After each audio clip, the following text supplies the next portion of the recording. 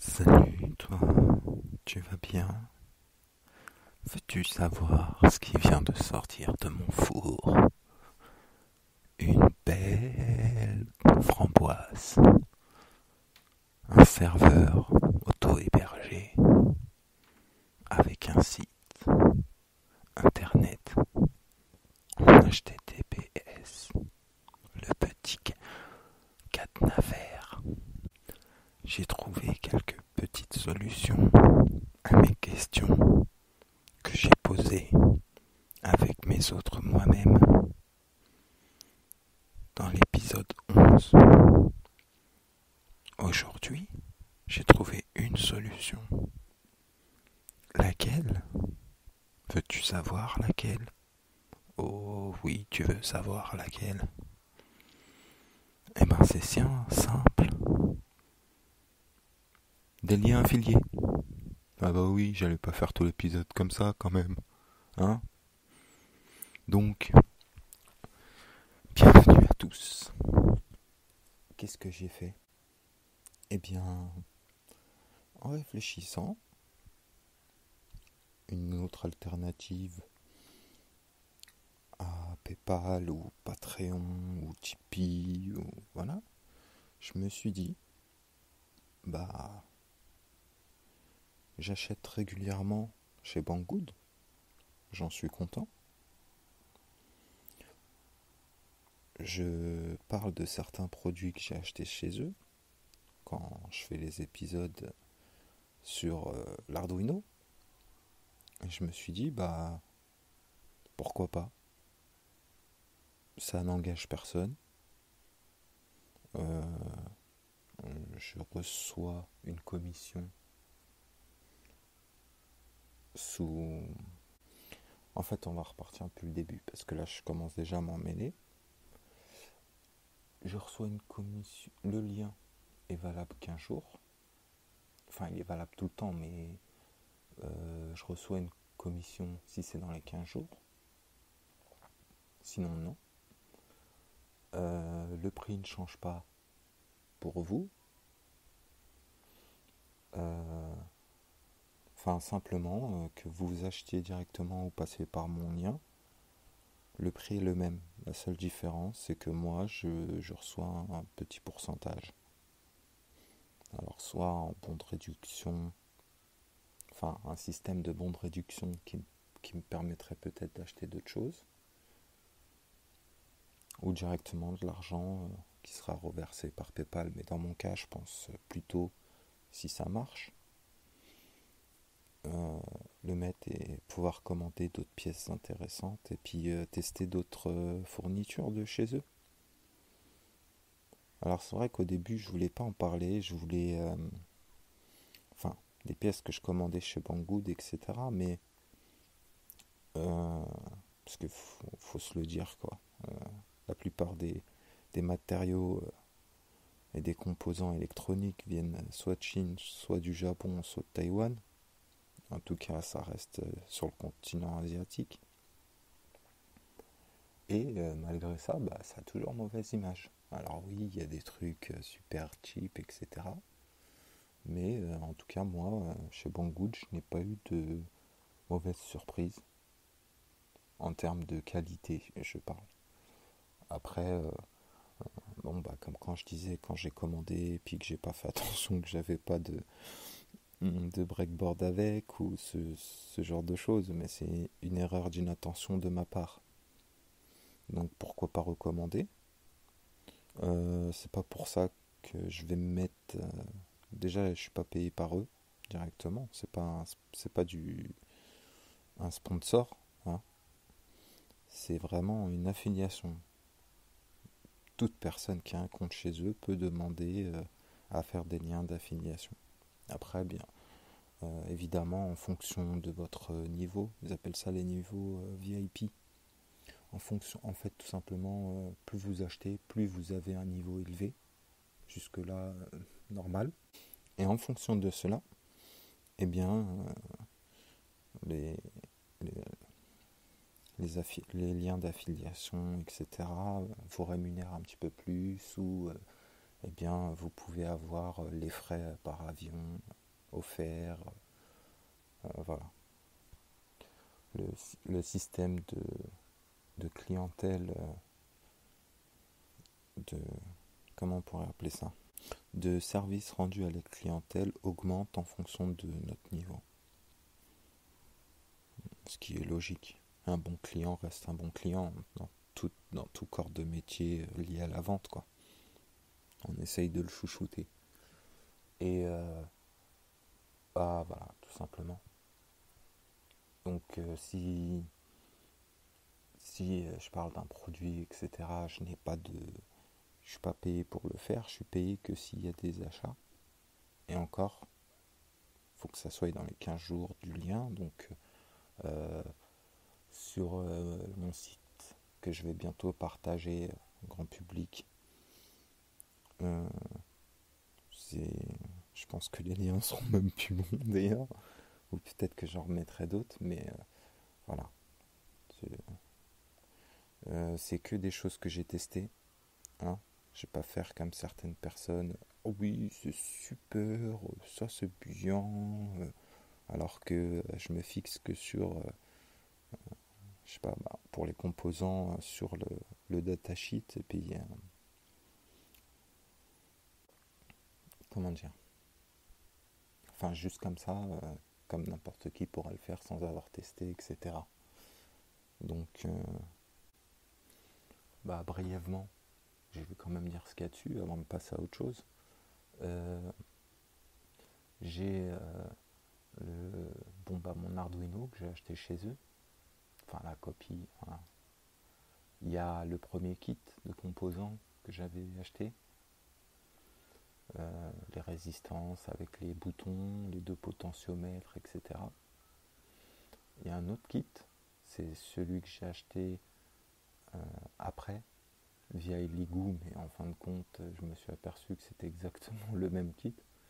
Donc vous avez une dizaine de LED, encore des résistances, une grande planche de prototypage, des jumpers, des pins et le module pour alimenter en 5 volts en plus, l'écran LCD, de bobine d'étain qui est pas mal, et surtout la gaine, un lot de gaine thermorétractable.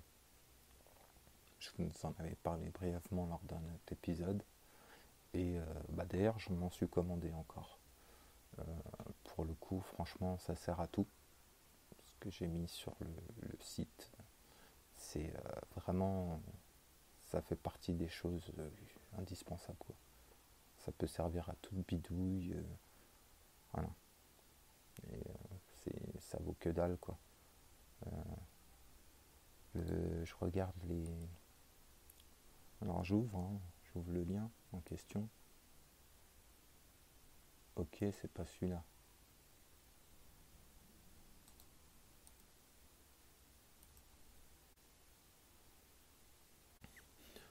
Oui, donc il est à peu près 7 euros. Ouais, pour ça, vous avez une centaine de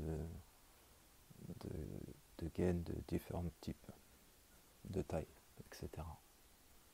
Voilà, ça sert toujours, un petit coup de briquet ou enfin une source chaude pour faire fondre.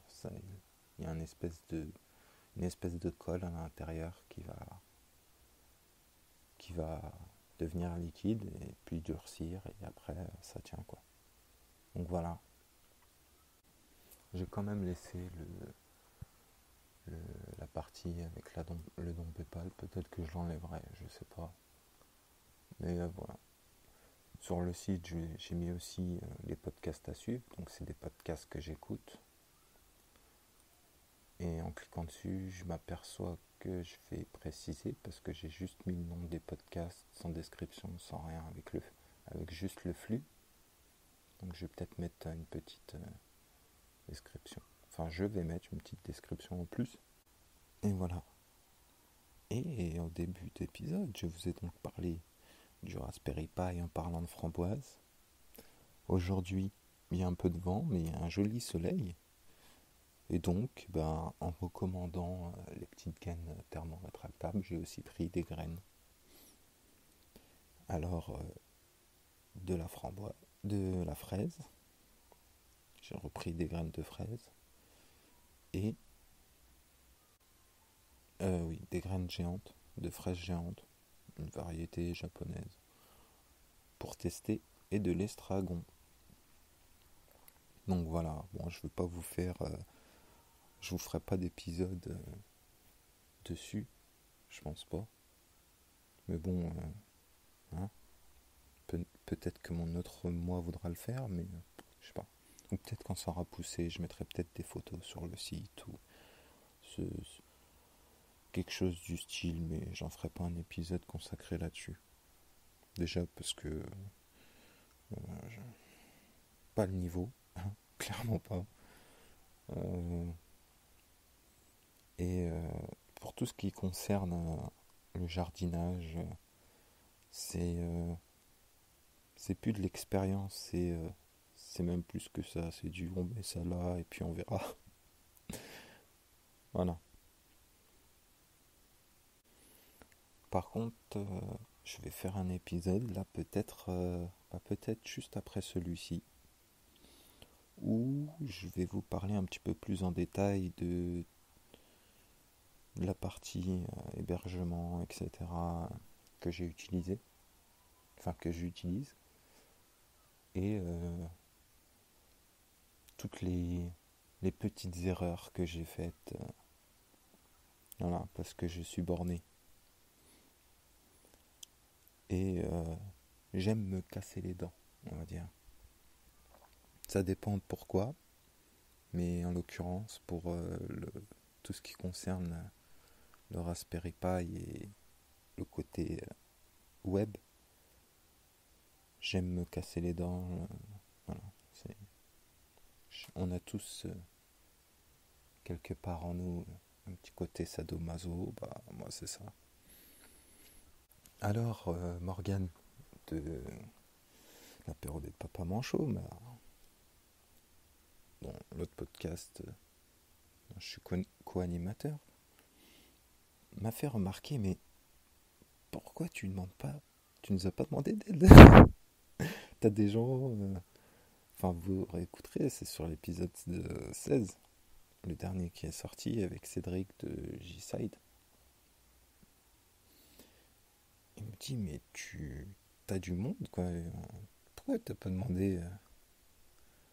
Et ma réponse était quelque chose du style c'est pas drôle sinon. Ou, enfin, de toute façon, c'est un peu ça ma philosophie en ce moment. C'est j'ai envie de me de pousser mes limites, quoi. Vraiment d'essayer de faire le maximum moi-même. Et à moins que je tombe sur quelque chose où soit ça va porter des problèmes de sécurité si c'est mal fait, ou euh, quelque chose du même style. Enfin, tout simplement, si, et vraiment que si, c'est quelque chose de fondamentalement important et il faut que ça soit sécuritaire, là oui, je me tournerai, je demanderai de l'aide, etc. Et c'est un petit peu la raison pour laquelle je ne vous ai pas encore partagé le site de manière publique. Je l'ai partagé aux autres podcasteurs avec qui je suis en contact. Déjà ceux de l'apéro des papas manchots, hein, logique. Et sur le Discord des streetcasters. Mais que la partie qui est réservée aux animateurs. Alors c'est pas de la parano, c'est juste pour avoir leur retour déjà et faire un mini stress test. Enfin, j'emploie des mots un peu trop compliqués là, mais tout simplement voir si ça tient le coup déjà avec une dizaine de personnes, si ma connexion tient le coup, etc. Donc voilà. Mais je vais m'arrêter là parce que je rentre un petit peu trop dans les détails et je vais en faire un épisode complet là-dessus. Peut-être même 2 ou 3. Bon, d'ici là, comme prof du web le dit, aimez, partagez et faites ce que vous aimez. À bientôt!